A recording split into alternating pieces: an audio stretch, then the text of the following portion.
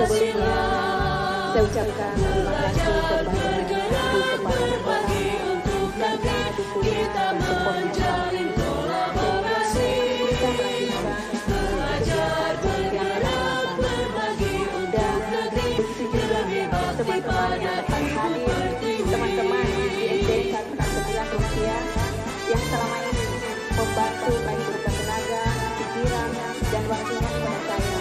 Sekali lagi ucapan terima kasih.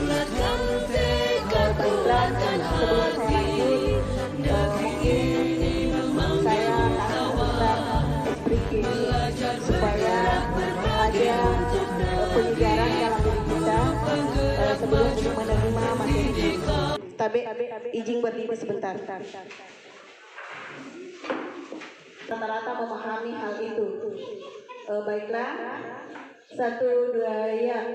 Belajar Pancasila, beriman dan bertakwa pada Tuhan Yang Esa, dan berakhlak mulia, berkebinekaan global, gotong royong mandiri, kreatif dan bernalar kritis.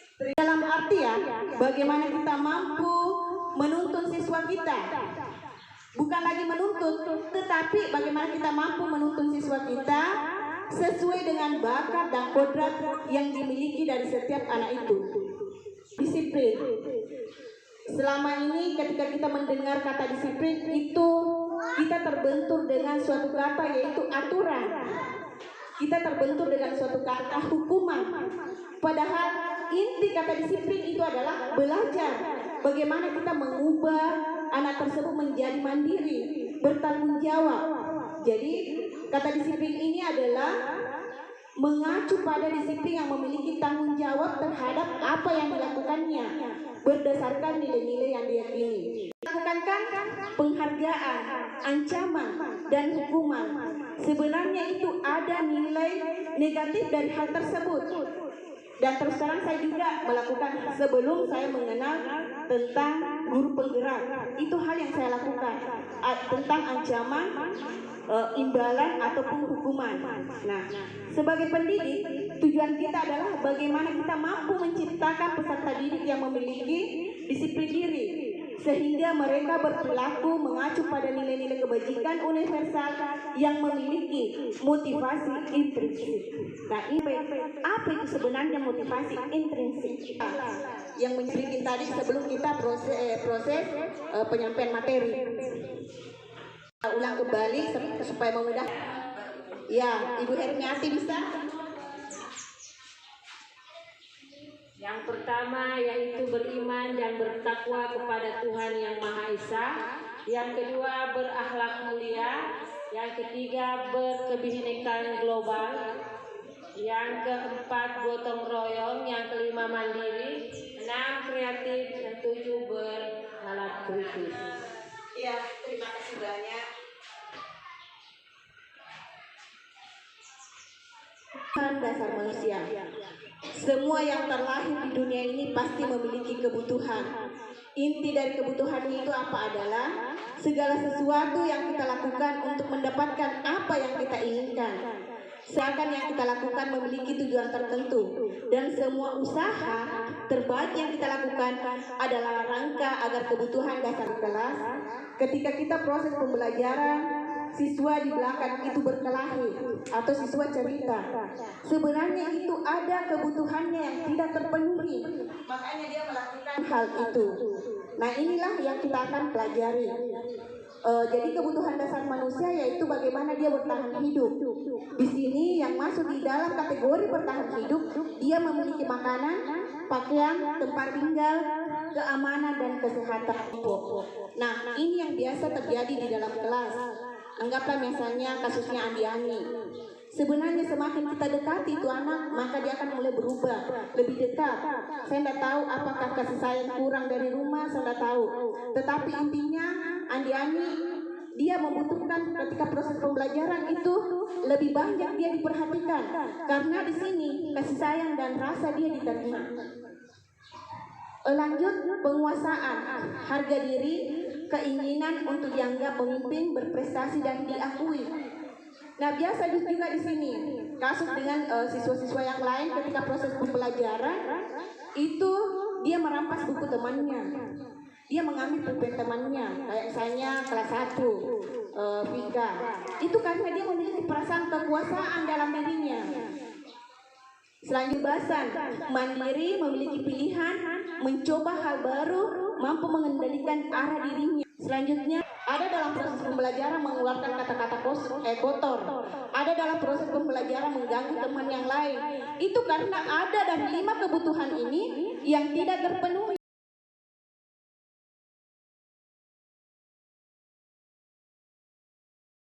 Selanjutnya, motivasi perilaku manusia. Jadi ada 3 motivasi perilaku manusia, yaitu untuk menghindari ketidaknyamanan atau hukuman, atau penghargaan dari orang lain.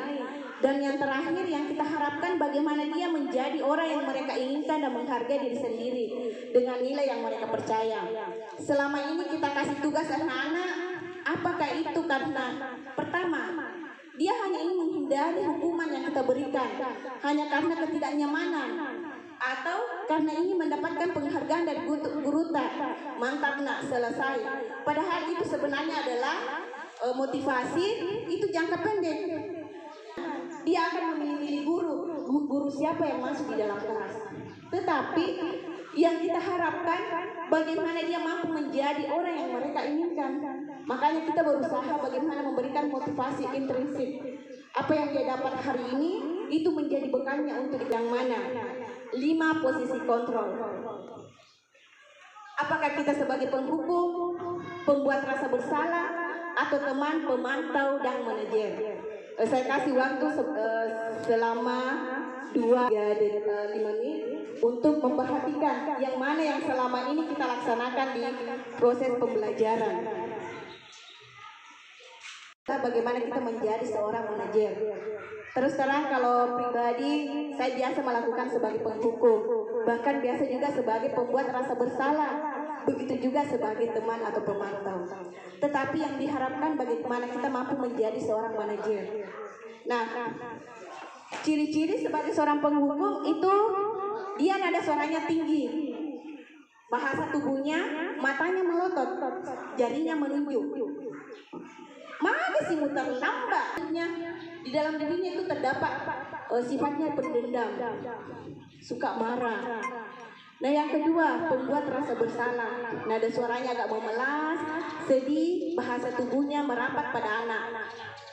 Kamu kan sudah berjanji sama ibu, atau kadang biasa saya sampaikan sama anak, kita kan sudah buat kesepakatan. Kamu sudah berjanji sama saya, tidak akan mengulangi. Murid akan merasa senang dan akrab dengan guru. Selanjutnya, dia menjadi pemantau. Nada suara datar, bahasa tubuh formal. Nah, ini kita tanya misalnya, Nur Fadila terlambat. Bila, tahukah kamu jam berapa kita mulai pelajaran hari ini? Hari ini kamu sudah terlambat. Itu murid memahami konsekuensi. Dia selalu mengingat ketika saya terlambat pasti ada konsekuensi yang saya terima, ada sanksi yang saya terima. Nah, bagaimana yang kita harapkan? Pemerintah mengharapkan bagaimana kita menjadi seorang manajer. Apa itu? Nada suara tulus, bahasa tubuh tidak kaku. Bagaimana kita mampu mendekat kepada siswa. Konsep disiplin yang selalu kita lakukan. Identitas belajar, lingkungan, biasa sekolah saya biasa tingkatkan prestasi, lahirkan sesuatu yang Pancasila, membuat anak belajar bergerak berbagi untuk negeri, ini penting menjalin kolaborasi, menciptakan kecemasan dan persaingan, mengurangi kesempatan.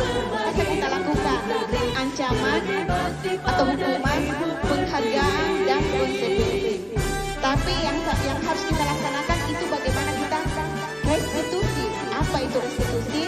Ketika kita mampu melaksanakan restitusi di sekolah, murid yang akan menjadi bertanggung jawab terhadap perilakunya, fokus pada pemecahan masalah, murid menghormati dirinya, dan murid bersemangat memperbaiki apa yang menjadi kesalahannya. Ya, mereka mereka bisa kembali pada kelompok mereka dengan karakter yang lebih kuat. Nah, ini ciri-ciri restitusi, menebus kesalahan, memperbaiki hubungan. Biasa ketika anak-anak bermasalah itu kita tidak menanyakan apa yang menjadi alasannya membuat hal tersebut. Contoh, tidak pernah mengerjakan tugas. Kita tidak pernah menanyakan mengapa tidak menyelesaikan tugas, atau kita tidak pernah mencari solusinya agar anak tersebut mampu menyelesaikan tugasnya tepat waktu. Hargaan. Padahal ada hal keyakinan kelas, bukan peraturan kelas. Yang selama ini kita lakukan adalah peraturan kelas atau tata tertib sekolah, tata tertib kelas. Tetapi bukan itu lagi, tetapi keyakinan kelas. Keyakinan kelas ini berasal dari peraturan kelas. Peraturan kelas ke kesepakatan kelas dan menjadi keyakinan kelas. Mengapa kita memiliki peraturan tentang penggunaan helm pada saat mengendarai kendaraan roda 2 motor? Ada yang bisa bantu jawab ini? Mengapa kita mengendarai kendaraan roda 2? Kalau melindungi kepala dari benturan. Penggunaan helm pada saat mengendarai kendaraan, jika terjadi kecelakaan, maka helm dapat melindungi kepala kita supaya tidak retak. Ya, bagus. Nah, inilah yang kita harapkan. Berarti yang muncul dalam dirinya adalah itu motivasi intrinsik. Itu adalah keselamatan, bukan karena takut dengan Pak Polisi. Jadi setiap anak yang tidak melakukan pekerjaan bukan karena takut sama guru tetapi dia memiliki motivasi intrinsik. Terima kasih. Terima kasih. Tujuan penggunaan masker yaitu agar mencegah segala virus yang bisa menular kepada orang lain. Mencuci tangan setiap saat itu merupakan kewajiban agar tangan selalu bersih. Terima kasih. Terima kasih banyak, Bu. Jadi itu adalah motivasi intrinsik. Begitu juga halnya dengan siswa kita. Kita mengharapkan bagaimana anak-anak kita melakukan sesuatu itu karena motivasi intrinsik, bukan karena hukuman atau penghargaan serta ancaman yang kita berikan. Daripada peraturan yang lebih rinci berupa pernyataan universal kebutuhan dasar manusia dibuat dalam bentuk positif, tidak terlalu banyak sehingga mudah diingat dan dipahami. Semua warga kelas hendaknya ikut berkontribusi. Dari kelas 1 sampai kelas 6, membuat keyakinan kelas. Bagaimana siswa itu menyampaikan apa yang dia inginkan, baru menempelkan, kemudian melakukan persetujuan. Nah, ini keyakinan kelas, tidak ada lagi kata tidak. Semua kata-kata negatif, jangan membuang sampah sembarangan, tidak terlambat ke sekolah, itu lagi ditiadakan. Karena itu adalah mengandung unsur kata negatif, ada kata tidaknya. Tetapi bagaimana hal itu diubah menjadi hal yang positif, kata tertib atau aturan. Kita kembali buanglah sampah pada tempatnya, dibuang kata tidaknya, itu masih dalam kesepakatan. Tetapi mencari kata-kata yang bagus. Di situ kita kasih kata tanggung jawab terhadap lingkungan. Jadi selalu menggunakan kata tidak. Nah, ini kata tidak dan kata jangan itu adalah mengandung unsur kata negatif. Yang hasil jangka panjangnya itu yang tidak baik.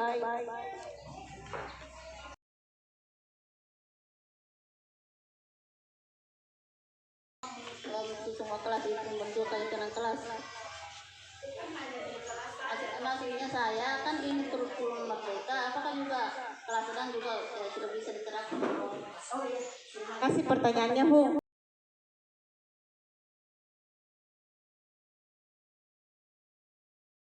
Diharapkan oleh pemerintah, termasuk menteri, bagaimana kita mampu sharing-sharing khususnya di sekolah kita. Apa yang kita dapatkan itu kita sharing-sharing.